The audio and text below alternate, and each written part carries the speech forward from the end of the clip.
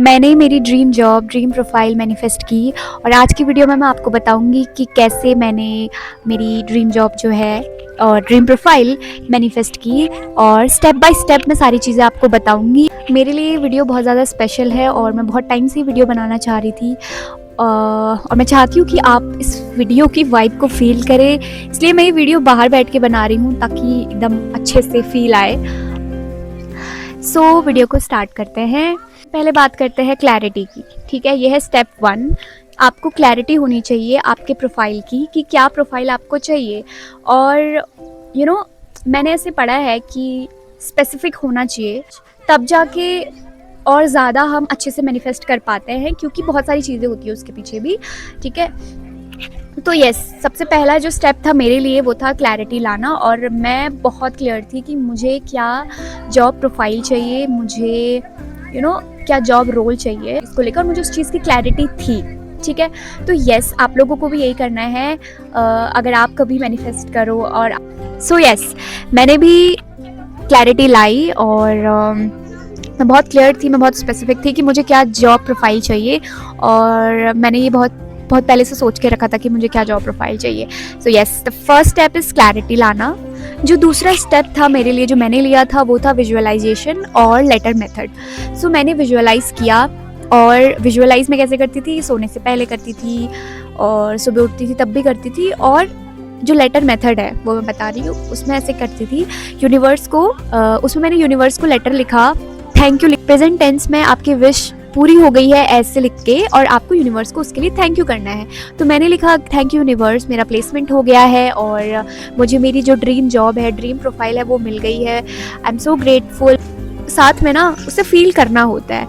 मैं भी फील कर, लिखते लिखते मैं फील करती थी, और लिखते लिखते मैं वो उस इमोशन को मैं फील करती थी। इवन मैं लिखते लिखते ना ऐसे इमोशनल भी हो गई थी, रोई नहीं है तो मैं बहुत ज़्यादा इमोशनल हो गई थी उसे लिखते लिखते। मैं ऐसे लिखा था कि मैंने अपने मम्मी पापा को कॉल करके बताया कि मेरे को मेरी ड्रीम जॉब मिल गई है, और उनका जो रिएक्शन था वो बहुत अच्छा था। वो सारी चीज़ें लिख के मैं वो इमोशनल हुई और मैंने वो चीज़ फील की। तो यस, ये मैंने किया था। और लिखते लिखते भी मैं विजुअलाइज कर रही थी वो चीज़ को कि कैसे मैं कॉल कर रही हूँ और कैसे मेरे घर वाले इमोशनल हो रहे हैं, कैसे मैं इमोशनल हो रही हूँ। ये था मेरे लिए। तीसरी चीज़ है, और वो सबसे इम्पॉर्टेंट चीज़ है, वो है एक्शन लेना।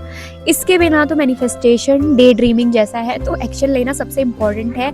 ऐसा नहीं है कि आपने बस मैनिफेस्ट कर दिया, आपने लेटर लिख दिया, आपने इमोशन फील कर लिया, आपने विजुअलाइज कर लिया और आपने एक्शन ही नहीं लिया और आप बस रुके हुए हो कि यूनिवर्स आपको दे देगा। नहीं, ऐसे नहीं, आपको एक्शन लेना पड़ेगा।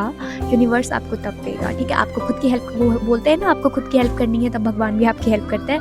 तो ये कुछ ऐसा ही है। यस, आपको एक्शन लेना है मैंने भी एक्शन लिया। मैंने अपना पूरा रिज्यूमे अच्छे से पढ़ा। अपने रिज्यूमे में मैंने जो भी स्किल्स लिखी हुई थी, मैंने वो सारी स्किल्स की अच्छे से तैयारी करी। जो भी मैंने स्किल लिखी थी, उस पर्टिकुलर स्किल की 10 से 20 क्वेश्चन जो थे मैं रोज़ सॉल्व कर रही थी कि क्या क्या पूछ सकते हैं या क्या ऐसे हो सकता है। और अच्छे से मैंने अपना रिज्यूमे तैयार कर लिया अपने कि मुझे ऐसा था कि अगर इंटरव्यूअर रिज्यूमे से कोई क्वेश्चन पूछे तो मैं चुप ना रहूं और ऐसा ना लगे कि अरे यार, ये तो तैयार ही नहीं है, प्रिपेयर्ड ही नहीं है। मैंने अपना रिज्यूमे अच्छे से तैयार कर लिया था। उसके अलावा फिर मैं और चीज़ें कर रही थी। और अब साथ में आता है माइंडसेट।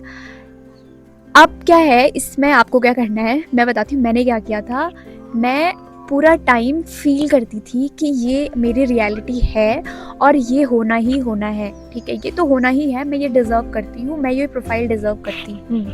ठीक, और उस टाइम तक का जो है, जो कंपनी में मेरा प्लेसमेंट हुआ वो आई नहीं थी। ठीक है, उस और 3-4 जो है उस टाइम तक कंपनी आई थी जिनमें मेरा रिज्यूमे शॉर्टलिस्ट नहीं हुआ था, और वो मेरी प्लेसमेंट वाली वीडियो में मैंने बताया हुआ है। तो मेरा नहीं हुआ था, लेकिन इससे मैंने कभी भी, उससे मैंने बिल्कुल हार नहीं मानी, या पॉजिटिव रही कि होगा, ज़रूर होगा। क्योंकि जो भी कंपनीज आई थी जिनमें मेरा रिज्यूमे शॉर्टलिस्ट नहीं हो रहा था, वो प्रोफाइल ऑफर कर ही नहीं थी।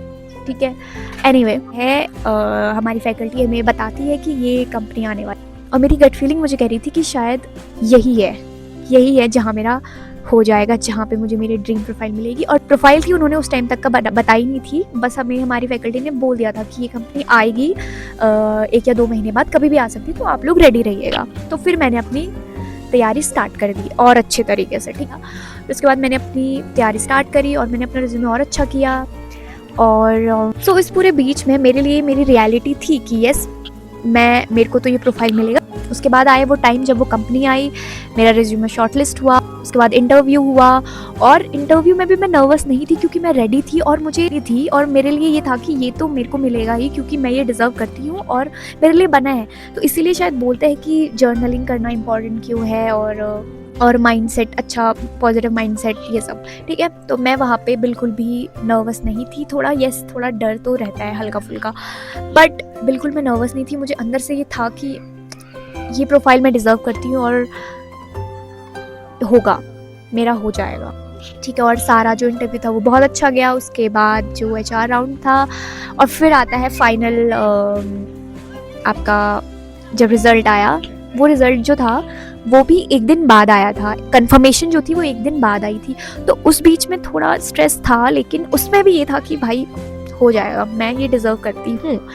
और थोड़ा सा भी इतना सा भी कोई नेगेटिव थॉट आया ना, तो मैंने उसे कैंसिल, दिमाग में ही कैंसिल, ये तो मेरी रियलिटी है ही नहीं, ये तो मेरी रियलिटी नहीं है, इसे कैंसिल कर दो।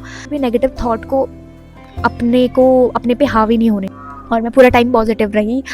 और ऐसे मैंने मैनिफेस्ट किया मेरा ड्रीम प्रोफाइल। और मैं बहुत ज़्यादा ग्रेटफुल हूँ। और एक्शन लेना पड़ता है, इम्पॉर्टेंट है। थैंक यू पूरा वीडियो देखने के लिए। इस वीडियो में इतना ही। आई होप आपको वीडियो अच्छा लगा हो। Bye bye.